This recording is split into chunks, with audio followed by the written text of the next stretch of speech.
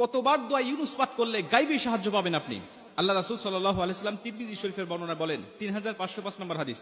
আল্লাহ রাসূল বলছে, যারা দোয়া ইউনুস পাঠ করে আল্লাহ পাকের কাছে কোনো কিছু চায়, আল্লাহ পাকের কাছে সাহায্য প্রার্থনা করে, আল্লাহ রাব্বুল আলামিন সঙ্গে সঙ্গে তাকে সাহায্য নাজিল করে। অনেক মুহাদ্দিস, অনেক মুফাসসির এই আয়াতটাকে, এই দোয়াটাকে দোয়া ইউনুসও বলে থাকেন। এটা আল্লাহ রাব্বুল আলামিনের গাইবী সাহায্য পাওয়ার একটি অন্যতম একটি দোয়া।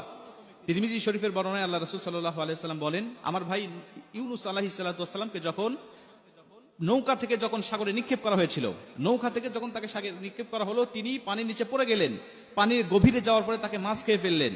তিনটা অন্ধকারের মধ্যে তিনি পড়ে গেলেন। পানির অন্ধকার, মাছের অন্ধকার, রাতের অন্ধকার। তিনটা অন্ধকারের মধ্যে থাকলেন। কোথাও কোনো সাথী ছিল না, তার কাছে কোনো সাহায্য করার মতো কোনো মানুষ ছিল না। তিনি জানতেন যে আমাকে আল্লাহ পাক ছাড়া কেউ সাহায্য করতে পারবে না। তখন ইউনুস আলাইহিস সালাতু ওয়াস সালাম আল্লাহ পাকের কাছে দোয়া ইউনুস পাঠ করতে লাগলেন। তিনি বলতে থাকলেন, লা ইলাহা ইল্লা আনতা সুবহানাকা ইন্নী কুনতু মিনাজ জালিমিন। হে আল্লাহ, তুমি ছাড়া কোনো মাবুদ নাই, তুমি মহান, তুমি পবিত্র। আল্লাহ, আমি জালিম হয়ে গিয়েছি, আমি নিজের উপরে জুলুম করেছি। আল্লাহ, তুমি ছাড়া সাহায্য করার মতো আমার কেউ নাই। আল্লাহ রাব্বুল আলামিন তাকে মাছের পেট থেকে আল্লাহ পাক তাকে হেফাজত করলেন। আল্লাহ পানির অন্ধকার থেকে তাকে আলোতে নিয়ে আসলেন। রাতের অন্ধকার থেকে আল্লাহ দিনের আলো দিলেন। তিনি মুক্তি হয়ে গেলেন। তিনি আল্লাহ পাকের শুকরিয়া আদায় করলেন। মুসা আলাইহিস সালাতু ওয়াস সালামের জামানায় এমন ঘটনা পাওয়া যায়। এই দোয়ার মাধ্যমে আল্লাহ পাক তাকে অনেক পরিত্রাণ দান করেছেন। আল্লাহ রাসূল সাল্লাল্লাহু আলাইহি ওয়াসাল্লাম বলেন, তুমি যখন এই দোয়াটা পাঠ করে, অর্থাৎ সূরা আম্বিয়ার 87 নম্বর আয়াত, এই লা ইলাহা ইল্লা আনতা সুবহানাকা ইন্নী কুনতু মিনাজ জালিমিন, এই আয়াতটা তুমি পাঠ করে আল্লাহ পাকের কাছে সাহায্য চাইবে, আল্লাহ পাকের উপর অবধারিত হয়ে যায় তোমাকে সাহায্য নাজিল করা। অনেকে বলতে পারেন, হুজুর কতবার তেলাওয়াত করবো? আমাদের সমাজে বলে যে 100 বার, 1000 বার, বা 1 লক্ষ, বা 16 লক্ষ 75,000, বিভিন্ন সংখ্যা আমাদের সমাজে কিন্তু বর্ণনা আছে। কিন্তু আল্লাহ রাসূল সাল্লাল্লাহু আলাইহি ওয়াসাল্লাম বলেন, আমলের সাথে, ইখলাসের সাথে যদি কোনো আমল করা হয়, এটা একাধিক করার প্রয়োজন নয়। আখলিস দীনাকা ইয়াকফিকাল আমালুল কলিল, আমল যদিও অল্প হয় কিন্তু ইখলাস যদি তার ঠিক থাকে, ওমান ইয়াতাওয়াক্কাল আলাল্লাহি ফাহুয়া হাসবু, আল্লাহর উপরে যদি পরিপূর্ণ তাওয়াক্কুল তার থাকে, আল্লাহ রাব্বুল আলামিন অল্প আমলেই তার দোয়াটাকে কবুল করতে পারে।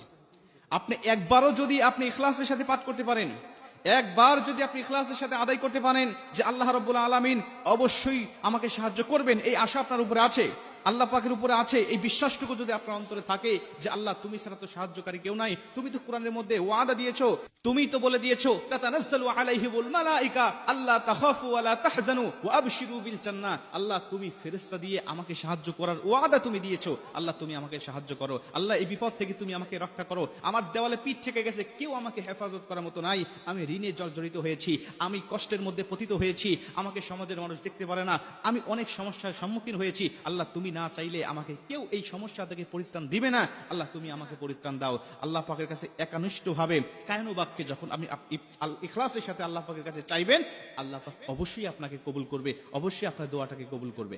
এজন্য দোয়া ইউনুস, লা হাওলা ওয়ালা কুওয়াতা ইল্লা বিল্লাহ, এই সমস্ত দোয়াগুলো আল্লাহ পাকের সাহায্য পাওয়ার একটি অন্যতম মাধ্যম, আল্লাহ পাকের সাহায্য পাওয়ার একটি অন্যতম মাধ্যম, অন্যতম একটি দোয়া। এগুলো পাঠ করে আপনি আল্লাহ পাকের সাহায্য চাইবেন, দেখবেন যে আল্লাহ পাক অবশ্যই আপনাকে সাহায্য দান করে দিয়েছে।